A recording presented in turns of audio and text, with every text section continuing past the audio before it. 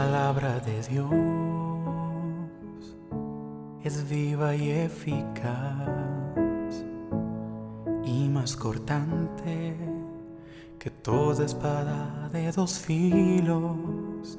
Penetra hasta partir el alma y el espíritu, las coyunturas y los tuétanos, y discierne los pensamientos y las intenciones del corazón.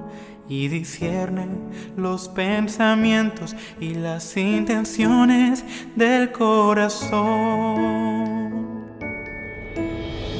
Porque la palabra de Dios es viva y eficaz y más cortante que toda espada de dos filos.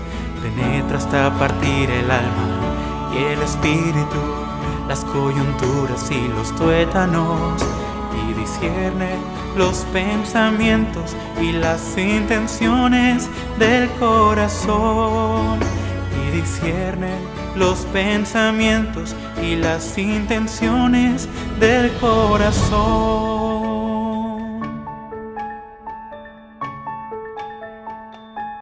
Buenas tardes, hermanos. Las canciones con las que vamos a alabar hoy al Señor son dos himnos. El primero se titula Solo gracia hallé y el segundo se encuentra en nuestros himnarios y es el 345. Mi fe descansa en Jesús. Pues podemos alabarle y estar agradecidos por el precioso don de la fe que Él nos ha regalado, entre muchos otros, al confiar en Él. Y que con esta fe hemos podido creer y entender el mensaje precioso del Evangelio a favor nuestro, que el Señor Jesús pagó por nosotros en nuestro lugar lo que merecían nuestros hechos, nuestros pecados, y de ahí hemos podido ver su gracia, su misericordia, su perdón y su gran bendición para nuestras vidas. Pues bendiciones, hermanos.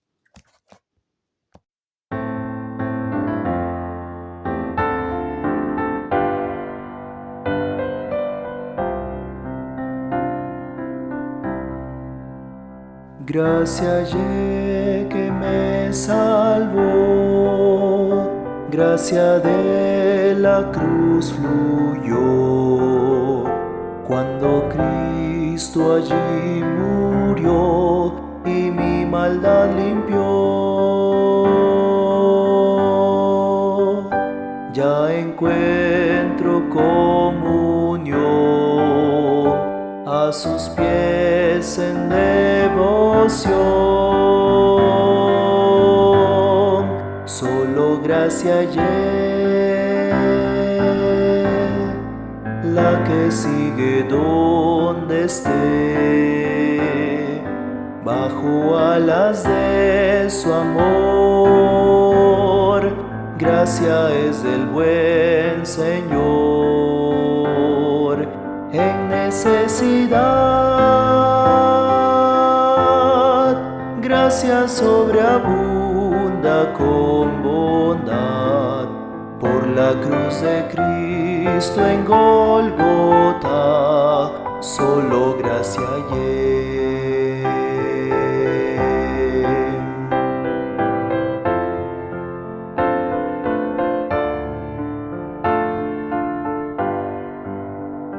Cuando el valle me llegó, su merced me demostró, dando fuerza me alentó, pues solo gracia hallé. Cada carga que me da, a mi lado Él está, solo gracia hallé, la que sigue donde esté, bajo alas de su amor, gracia es del buen Señor. En necesidad, gracia sobreabunda abunda con bondad. Por la cruz de Cristo en Golgota, solo gracia hallé. Cada ser que ganaré, la verdad que enseñaré,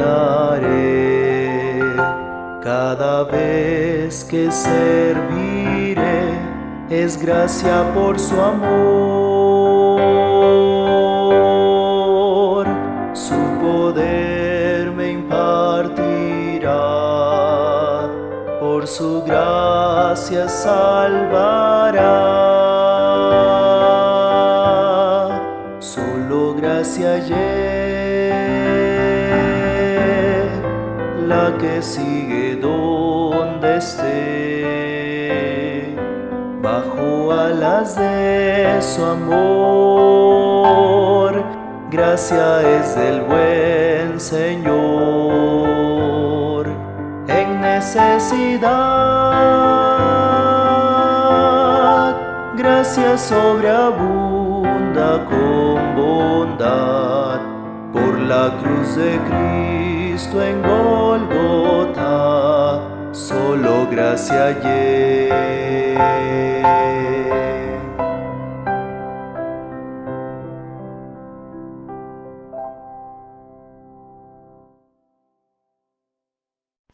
Buenas tardes, un día más, queridos hermanos y amigos que seguís nuestros estudios.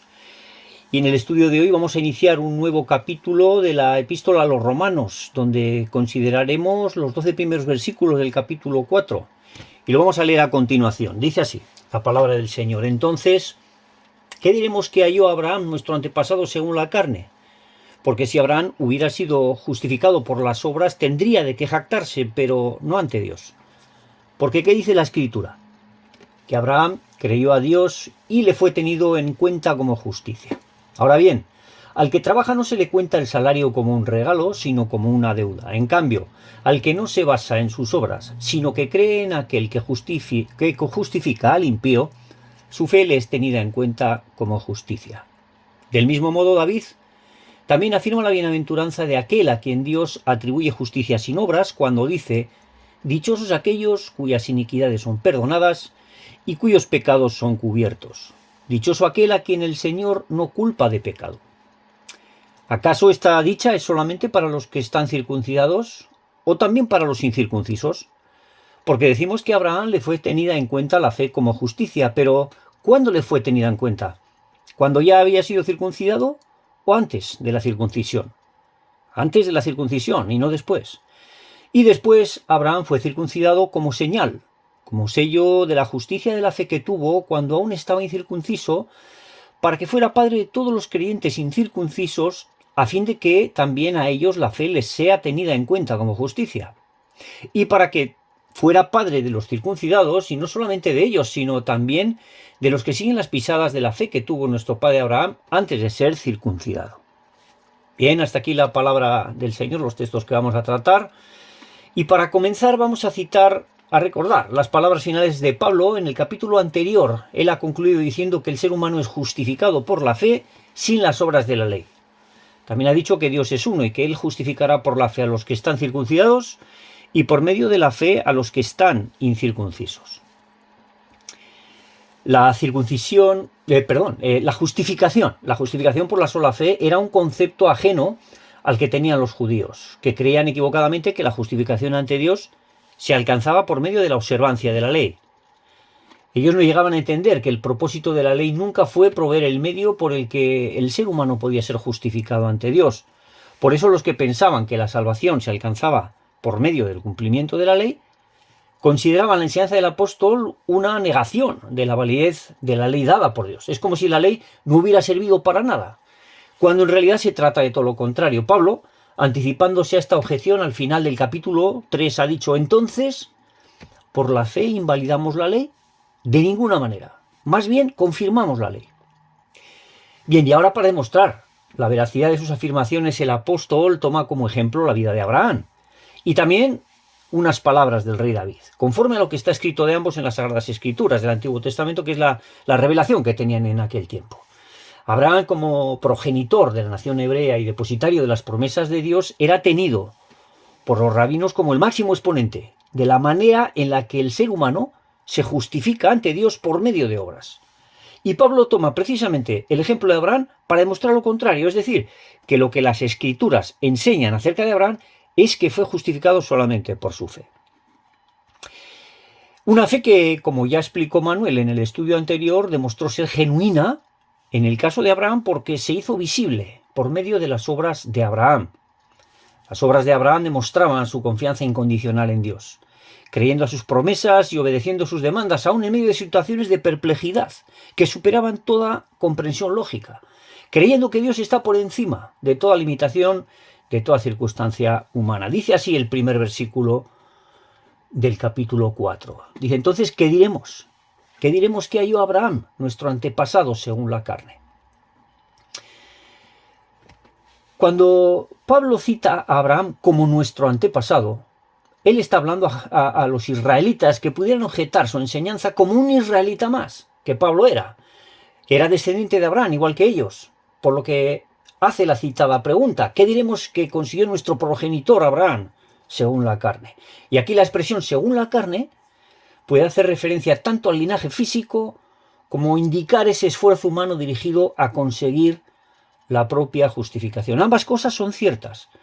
Podemos contestar a la pregunta de que qué es lo que consiguió nuestro padre Abraham según la carne, diciendo que como descendiente de Adán, Abraham pertenece a la misma raza caída que todo ser humano, una raza que es afectada desde la concepción materna por el pecado, y todo lo que por sí solo puede llegar a conseguir el ser humano por naturaleza y según sus propios medios, o sea, sus criterios, sus capacidades humanas, etc. En definitiva, según la carne, aún con la mejor de las intenciones, lo que consigue es fracasar. Y Abraham no fue una excepción, porque él, para poner un ejemplo, aún con la mejor de las intenciones, pues tuvo un hijo con Agar, que era esclava de Sara, su mujer, lo cual no estaba de acuerdo con el propósito de Dios. ¿Y qué es lo que encontró Abraham según la carne? Pues fueron problemas que duran hasta hoy, como cualquiera de nosotros que actúa según la carne, por lo que va a encontrar van a ser problemas. Y bueno, no obstante, aunque la palabra de Dios no oculta los fracasos de Abraham, su importancia es clave en los propósitos de Dios. Y hay que reconocer que la vida de Abraham es una vida ejemplar en todos los sentidos, ¿verdad? Pero incluso en el supuesto de que Abraham hubiera conseguido ser justificado ante Dios por sus obras, dice Pablo que si Abraham, en el versículo 2 y 3 de este capítulo 4, si Abraham hubiera sido justificado por las obras, tendría de qué jactarse, pero no ante Dios. Porque ¿qué es lo que dice la Escritura? Pues que Abraham creyó a Dios y le fue tenido en cuenta como justicia. Bueno, aquí ahora Pablo se pone en el supuesto de que Abraham fue justificado ante Dios por sus obras. Supongamos que es así, ¿verdad?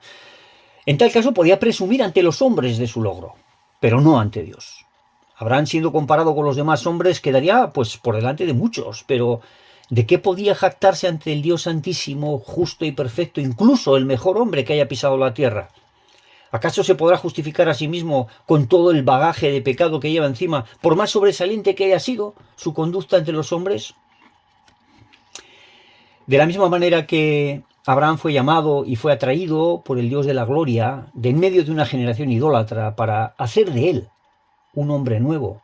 Así es como ocurre con cada persona que por la sola misericordia y la gracia de Dios llega a comprender que hay un Dios amante y glorioso y responde a este Dios en fe, con las manos vacías y sucias, a esta invitación de confiar en él.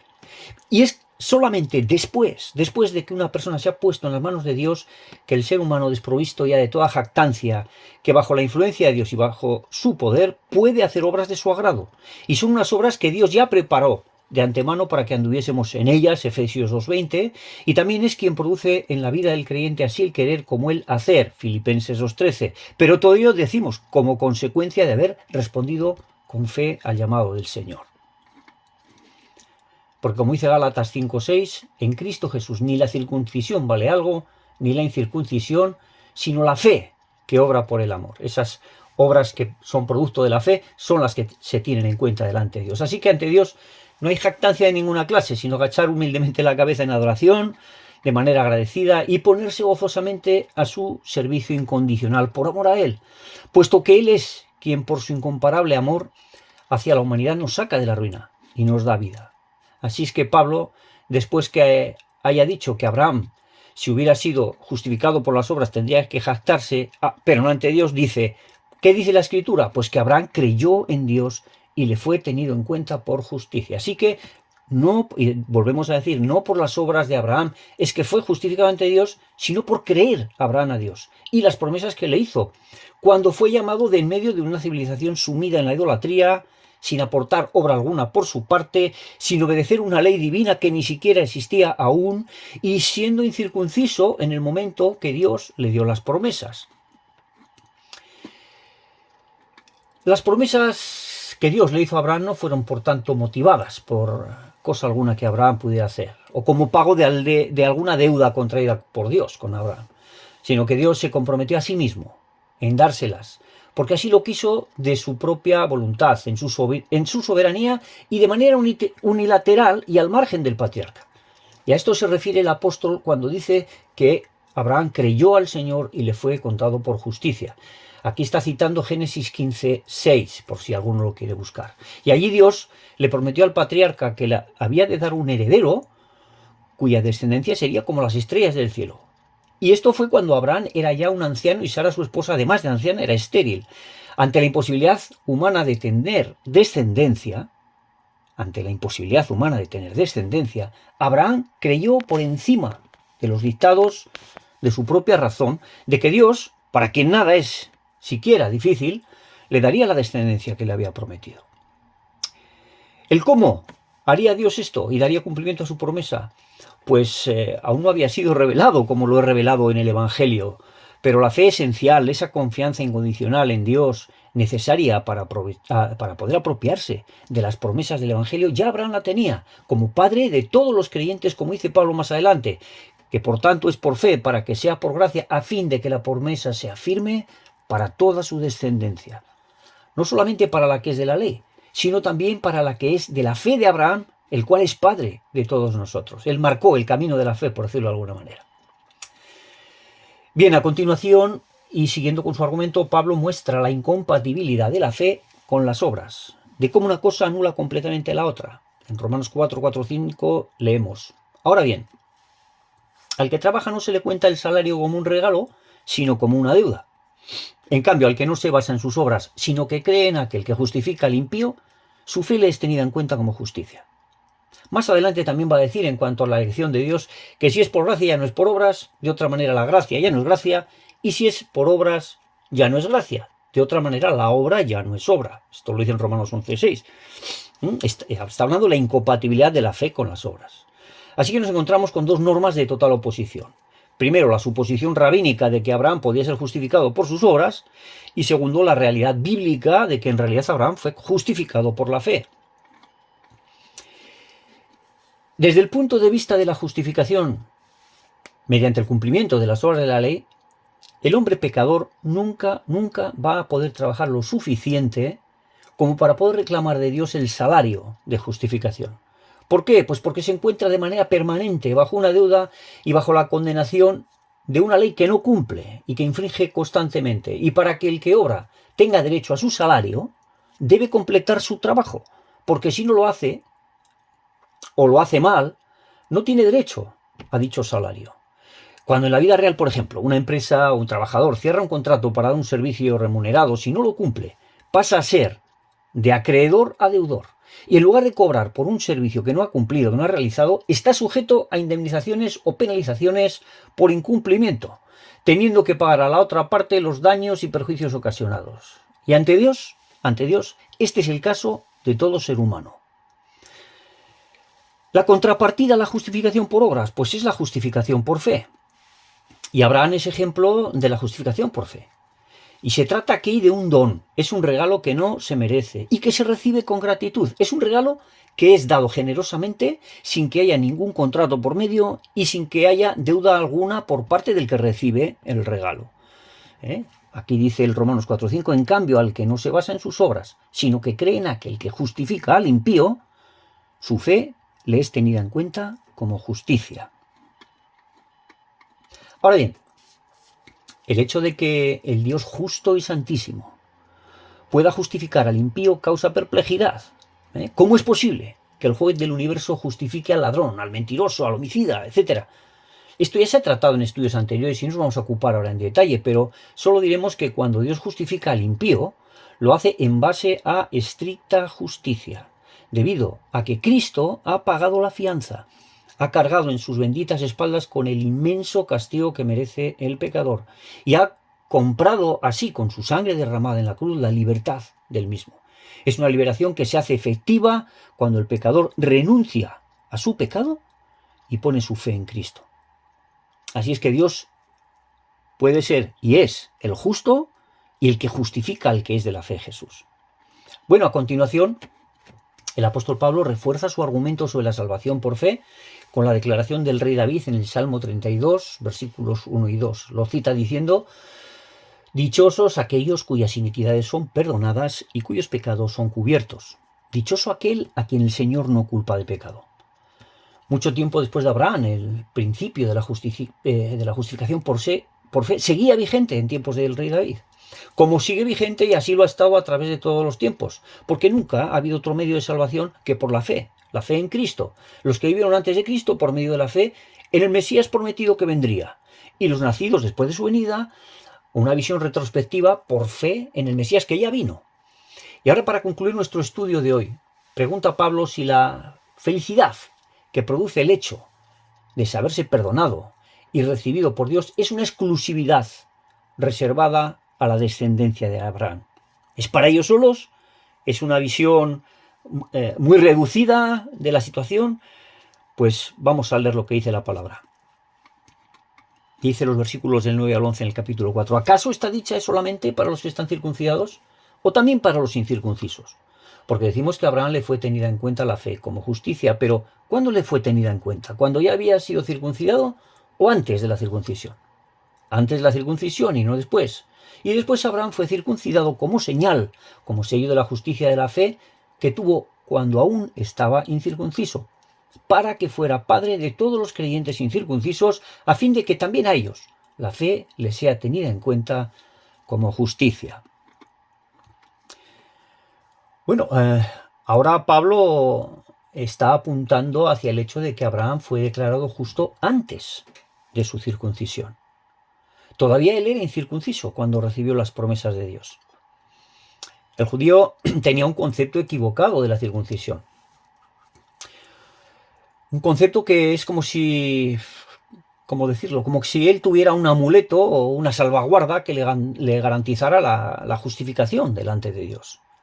No comprendía que la circuncisión era la señal de una realidad interna, que era la fe que tuvo Abraham, que en el caso de no ser acompañada de una fe vital en Dios, pues era una señal inoperante y sin valor. La circuncisión tenía su razón de ser cuando el circuncidado seguía, como dice Romanos 4:12, al final las pisadas de la fe que tuvo nuestro padre Abraham antes de ser circuncidado. ¿Bien? Era el sello, era, por así decirlo, una señal de pertenencia de aquella persona que era circuncidada, una señal de pertenencia de Dios. Bien, entonces el rito de circuncisión no pasaba de ser la señal y el sello, decimos, de una realidad espiritual ya consumada. Una señal de separación, como decimos, de los principios de conducta y del pecado del mundo para vivir para Dios. Y la circuncisión también encuentra su paralelismo actual en el bautismo cristiano. Tanto la circuncisión como el bautismo representan la determinación de vivir apartados para Dios en medio de un mundo que le rechaza. Si no hay realidad interior, esto es muy importante, no hay una realidad interior de una verdadera conversión, no hay una determinación de amar y servir al Señor, que es un producto del fruto del Espíritu Santo que mora en los creyentes verdaderos, ¿no? Si no es un resultado del Espíritu Santo en el corazón del creyente, ambas ceremonias carecen de valor. Tanto la circuncisión como el bautismo en agua sería sin valor.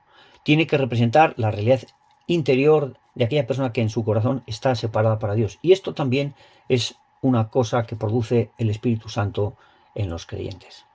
Así que concluimos con el estudio de hoy, volviendo a afirmar que la salvación nunca puede ser por obras, sino que es por fe.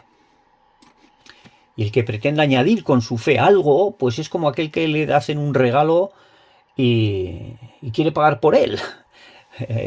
No sé, alguien que le digan, bueno, te regalo algo, pues bueno, te voy a pagar la mitad, y vaya regalo que es ese.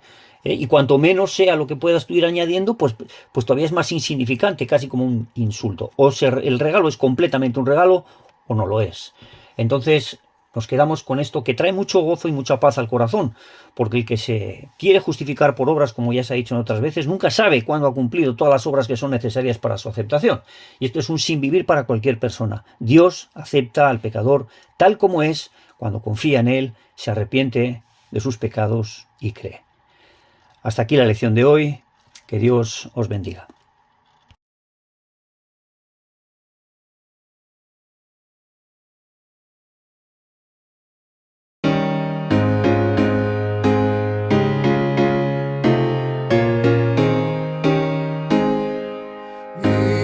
Descansa en Jesús y en su redención, confiando solamente en Él, obtengo salvación. No necesito hacer ni rito observar, me basta que Jesús murió en mí. Su obra suficiente es, mi pena Él pagó, su sangre cubre mi maldad, pues Él me redimió. No necesito hacer ni rito observar, me basta que Jesús murió en mí.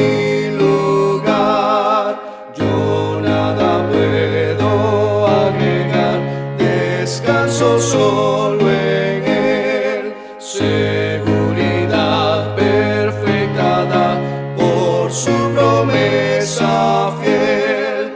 No necesito hacer